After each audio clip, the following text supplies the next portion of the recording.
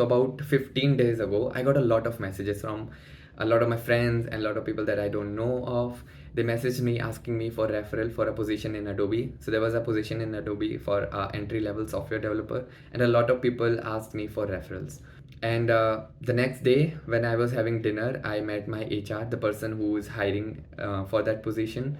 And I asked him how many people are going to be hired for that position. And he told me that he has got 25,000 applications and he'll be hiring only one person.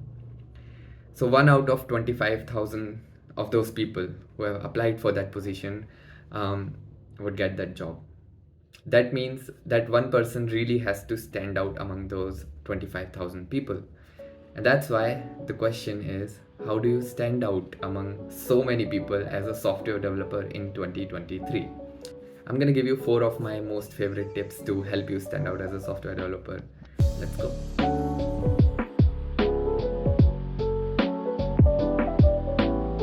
Alright, so the first tip, and I think a lot of people do not talk about it, is that you have to go beyond code.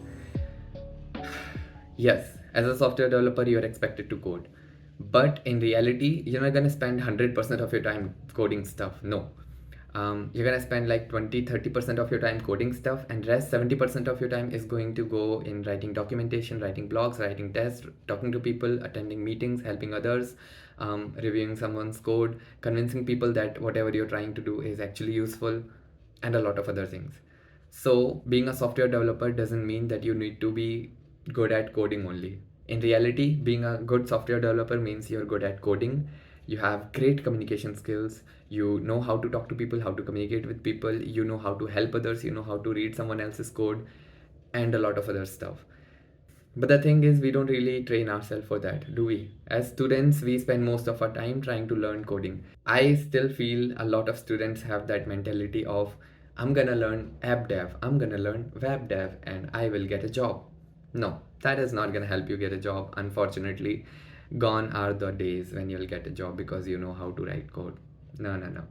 If you want to get a job now, you need to have good communication skills, you need to know how to convince people, you need to help others, you need to write about your stuff, you need to talk about your stuff. Because next time when you will be giving your interview, it should not be as if you got stuck or nervous in front of the interviewer and were not able to talk about your projects. Even though you're really good at coding and you coded a amazing project, but you were not able to communicate it well with your interviewer and you did not get the job. It's very simple. If you want to stand out as a developer, you need to know how to communicate your ideas really well. So work on that, okay? Go beyond code.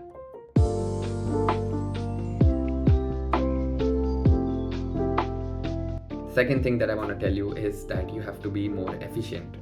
What do I mean by being more efficient? Well, I've seen a lot of people, and I mean a lot of people, who spend hours and hours trying to fix a problem that could be solved in, let's say, 2 minutes. You know how? Because that has been already solved. For example, I see a lot of people who spend so many hours trying to work on the particular project which isn't unique, doesn't have anything interesting, and they end up creating it and then no one talks about it because no one likes the project because everyone has done that project. I'll give you an example. Netflix clone. I see so many students making Netflix clone. Yes, if you're learning how to use React.js, then okay, go ahead and make your Netflix clone. But that is not your project, that is what you learned. If you want to put up something in your resume as a project, it has to be unique, it has to be interesting, it has to have some sort of uniqueness to it, okay? It can't be a clone of an existing product. You cannot reinvent the wheel. I mean, you can. The point is, if you reinvent the wheel, no one's going to give you a trophy for it. So stop reinventing the wheel. Be more efficient while you're coding.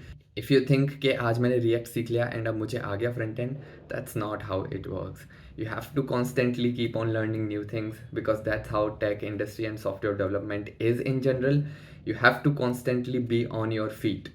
And that's why it's a good idea to be efficient. So when you're working on projects, when you're working on new ideas, don't start your project from scratch. Go and do your research, find existing projects of other people and see if you can use them and merge them together and modify them to create something unique of your own, and you don't have to start from scratch pretty much anytime. Try to use boilerplates and stuff when you're just starting up with a new project, because doing things like, let's say, if you know how to connect to a database, if you know how to do authentication using Google and other stuff, the next time when you're working on a project, do not implement those things from scratch. It's a waste of time. Start from a boilerplate जिसमें ये सब already हो रखा हो. It's gonna help you save some time, and eventually the time that you'll save, use that time to learn new skills. So next time when you're starting a new project, you can probably ask yourself these questions. Am I really solving a new problem, or am I just reinventing the wheel? Can I reduce the effort required to solve this problem? Can I solve this problem without writing code? Can I use a template? Can I use a library or framework that is already there? Etc. etc. So ask yourself these kind of questions and then work on your project. This is not only going to help you save some time, but also will save some efforts on your side, and then you can put those time and effort to learn something new.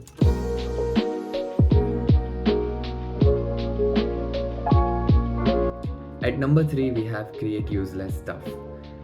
Wait, but didn't I just say that you're supposed to be on your feet? Tech industry is very fast moving, you're not supposed to waste time.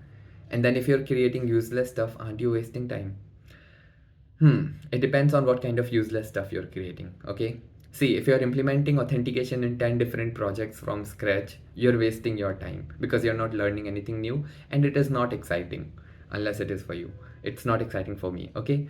But when I say that you need to create useless stuff, what I mean is create projects that excites you. Being a software developer is a very long journey. You have to learn coding for 4 years in college, and then you have to work on those things for it next, I don't know how many years at whatever company you'll end up in. It's a long journey. And if you're on that journey, it's much better if you're enjoying it. Because if you're not enjoying it, you'll not do it. So if you want to do software engineering for a really long time, you really need to find a way to enjoy it. The way I enjoy software engineering the most is by using my skills to create useless stuff. I'll give you an example. Back when I was in college, I created this website. It's called Finding Love for Rohan. And again, I did not coded it from scratch. I took the template from someone else's code and modified it for my use case. And then we had this website, Finding Love for Rohan, which basically has a type form that asks you a bunch of questions. And then based on those questions, I tell you if you are the right person for Rohan or not. Nothing fancy, nothing special, just a plain simple website. Now, during my Adobe interview, my interviewer was stalking my GitHub account, and I happened to forget to, make this project private. And he stumbled upon this project and he's like, "What is this? Do you want to talk about Finding Love for Rohan?" And I told him I am extremely passionate about programming and I want to do it for a really long time. And I know the only way to do it for a long time is when I actually am enjoying it. And the way I enjoy it is by creating useless stuff. So I created this useless website, but it was a lot of fun. A lot of my friends visited the website, they filled the form, and we all had a very good conversation around it. So it was fun. And my interviewer was very impressed with it. He was like, "Damn, you're actually very passionate about programming." And when I got hired and I met my interviewer again in the office, he told me that he really loved that website and the concept behind it. No, it wasn't a complex website. No, it didn't have anything fancy or any complex logic behind it. But just the fact that I did it for fun was the most important thing that stood out for me in that interview. And everyone was really happy with it and they appreciated it. And I got the job. So yeah, long story short, don't be afraid to create useless things. It's super fun and it's a great way to learn new things. And who knows, you might end up getting a new job because of it.